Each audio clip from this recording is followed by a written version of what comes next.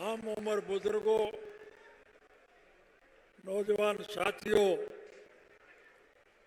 और इस कृषि प्रधान देश के उज्जवल भविष्य अजीत प्यारे बच्चों,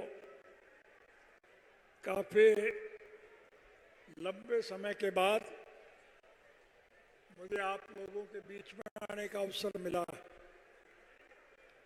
मैं तो गांव का आदमी हूं, खेत से जुड़ा हुआ हूं, हर एक के दुख सुख में, गमी खुशी में गांव-गांव में हांडना फिरना मेरी आदत रही है। लेकिन 2005 में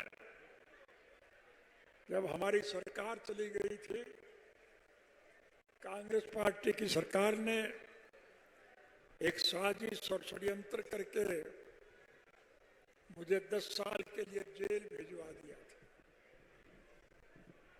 दोष मेरा यही था कि हमारी सरकार के वक्त में मैंने 30,206 पढ़े लिखे युवकों को नौकरी दिलाई थी।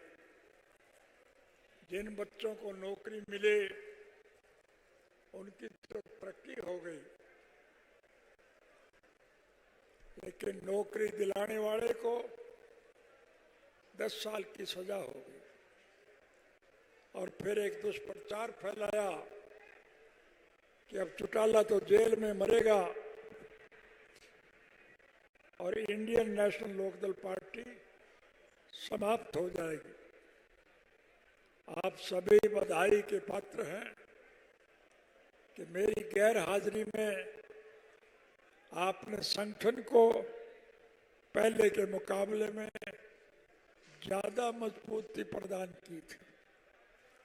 ये बात आप पर हम नहीं कह रहे हैं, समूचे देश के राजनीतिक पार्टियों के अग्रणी नेता इस बात की सराहना करते हैं कि संगठनात्मक दृष्टि से आज इंडियन नेशनल लोकदल पार्टी का कोई मुकाबला नहीं। परिस्थितियां बदल रही है, हालात आपके पक्ष में जा रहे हैं। अब ज्यादा लंबा समय आपको इंतजार नहीं करना पड़ेगा।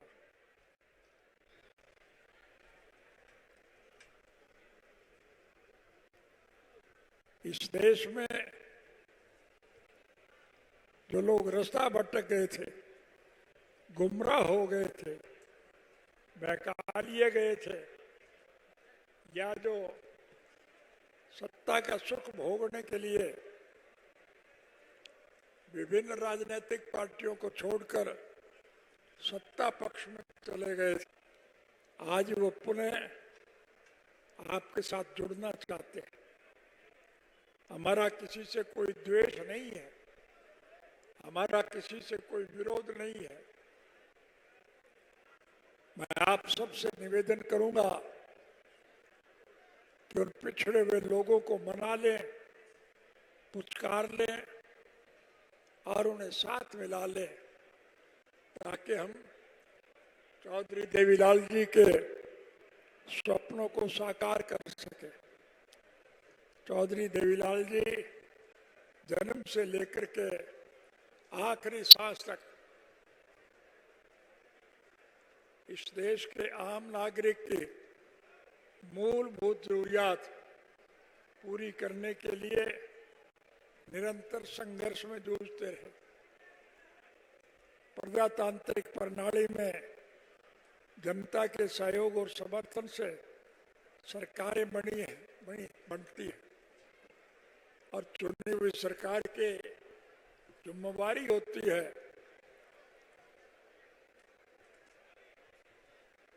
कि वो जनहित की भलाई के लिए लोगों का सहयोग और समर्थन करे। हरियाणा प्रदेश के मौजूदा मुख्यमंत्री ने मुख्यमंत्री का पदभार संभालने के बाद एक घोषणा की थी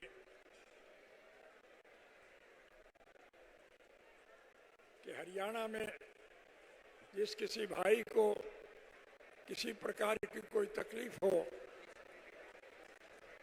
तो चंडीगढ़ मेरी कोठी पर आए, मैं उसकी हर मुश्किल को हल करूंगा, उन्हें ज़्यादा से ज़्यादा सुविधा प्रदान करूंगा। मैंने ये बात नोट कर ली। मुझे एक दफा चंडीगढ़ जाने का अवसर मिला।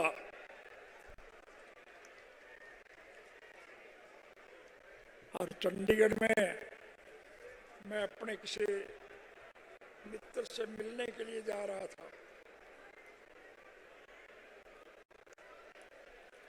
जिस सड़क से मैं जा रहा था उसी सड़क पर मुख्यमंत्री निवास भी था।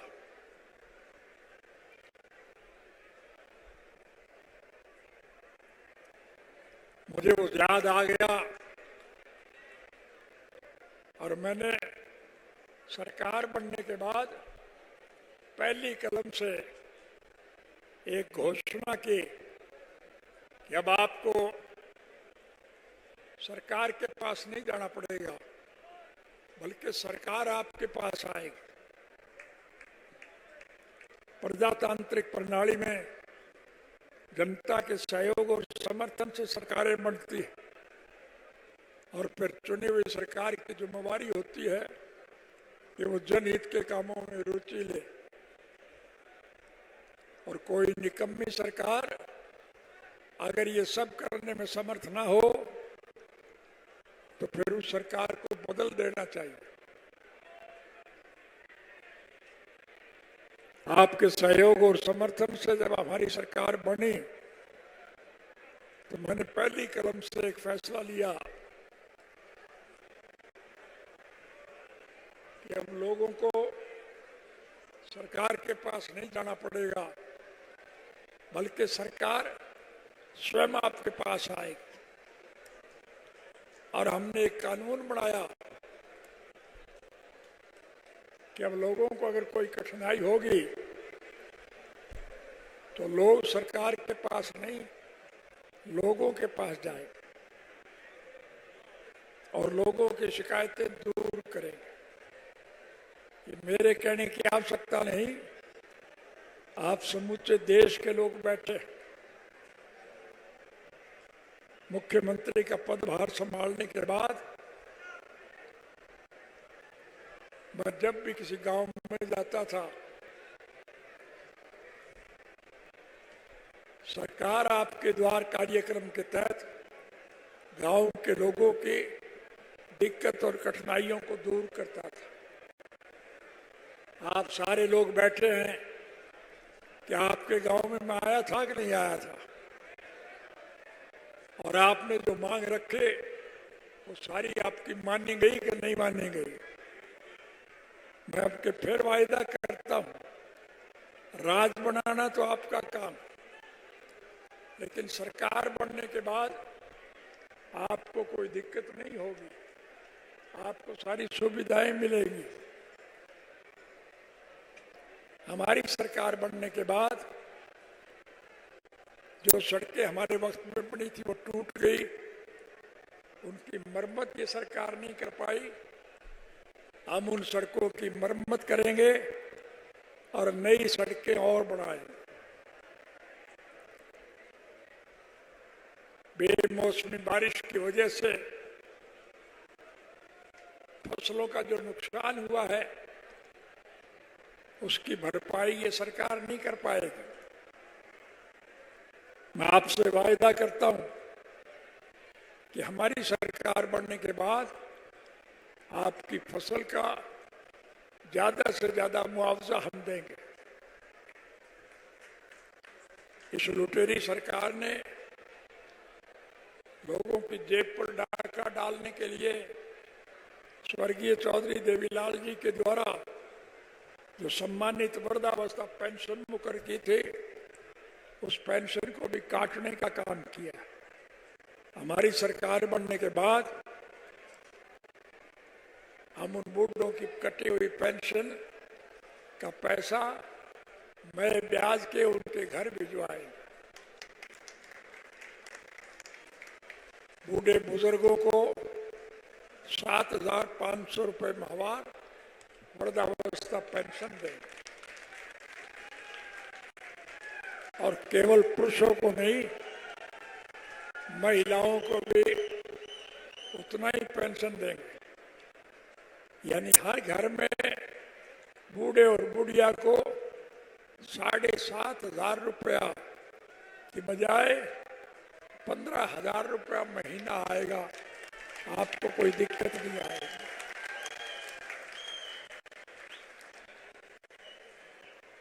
आजकल महिलाओं को दिक्कत आती है खाना बनाने के लिए। रसोई घर में गैस के सिलेंडर रोज महंगे हो रहे हैं। हमारी सरकार बनने के बाद हर घर में हर महीने एक सिलेंडर और 1100 रुपये मुफ्त भिजवाने का काम करें।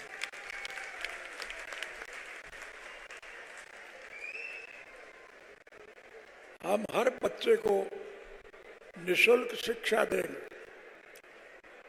पढ़ने वाला बच्चा अगर पढ़ाई के दौरान बीमार हो जाए तो उसका मुफ्त इलाज करवाएंगे।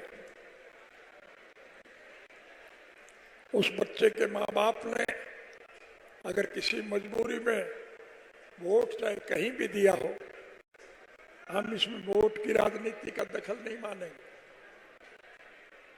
हम हर बच्चे को नौकरी देंगे और जब तक उन बच्चों को नौकरी नहीं मिलेगी उन्हें हर महीने 21,000 रुपये बेरोजगारी भत्ता देंगे ताकि उन्हें कोई दिक्कत ना आए। हमारी सरकार बनने के बाद स्कूलों की जो इमारतें गिर गई है हम उनकी मरम्मत कराएं, स्कूलों में मास्टर भिजवाएं, अस्पतालों में जो डॉक्टर और दवाइयों की कमी है हमारी सरकार बनने के बाद हम डॉक्टर और दवाइयों का प्रबंध मुफ्त करने का काम करें।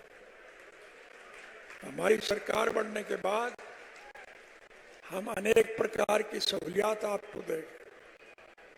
इसलिए आपसे निवेदन करने आया हूं कि आप सब मिल करके इन सारी बातों पर काम करना शुरू करें।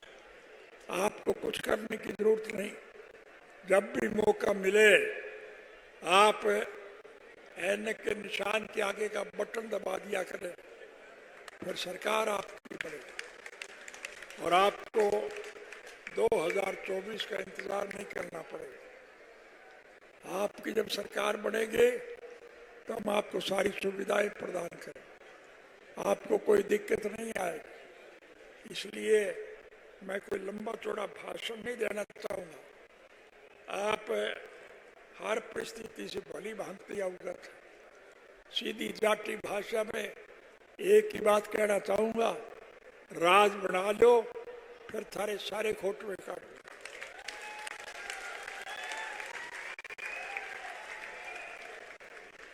आपको मेरे कहे पर यकीन है तो फिर मैं आपसे वायदा करता हूं कि आपको सारी सहूलियात हम मुहैया करेंगे। मैं सिर्फ आज तो आपसे मिलने आया, मेरा कोई व्यक्तिगत स्वार्थ नहीं है, मेरा कोई राजनीतिक स्वार्थ नहीं है।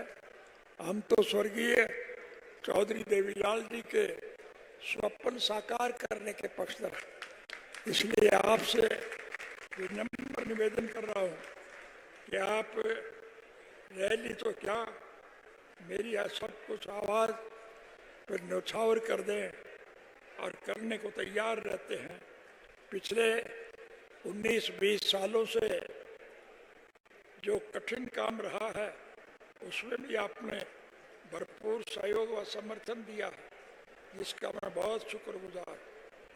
अब आप जन समूह से हाथ जोड़कर विनती है कि ये जो अभय सिंह है इसको तुम्हें सौंपता हूं, इसके हाथ मजबूत करो और कामयाब बनाओ। मेरा आशीर्वाद हमेशा इसके साथ और रहेगा। ये किसी भी प्रकार की गलती अगर करेगा तो मैं इसके कान खींच दूंगा। जब तक मेरी रगों में चौधरी देवीलाल जी के खून का आखिरी कतरा भी रहेगा, इस संघर्ष की लड़ाई में हमेशा आपके साथ रहूंगा। इसी के साथ आप सभी को राम राम, वालेकुम सलाम, सत श्री अकाल, जय हिंद और जय इनेलो कह के आपसे इजाजत चाहता हूँ। आपसे निवेदन करूँगा कि आप लाखों की संख्या में आए।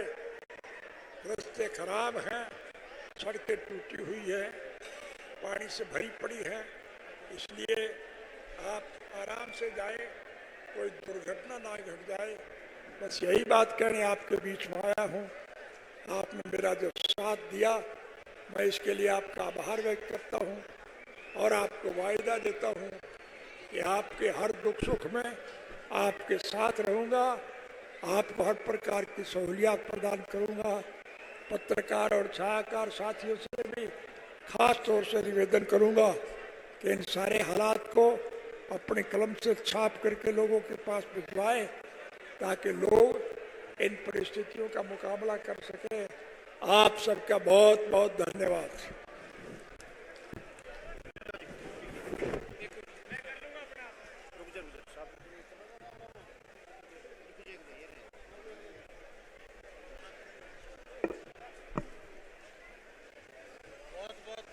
सिंहासन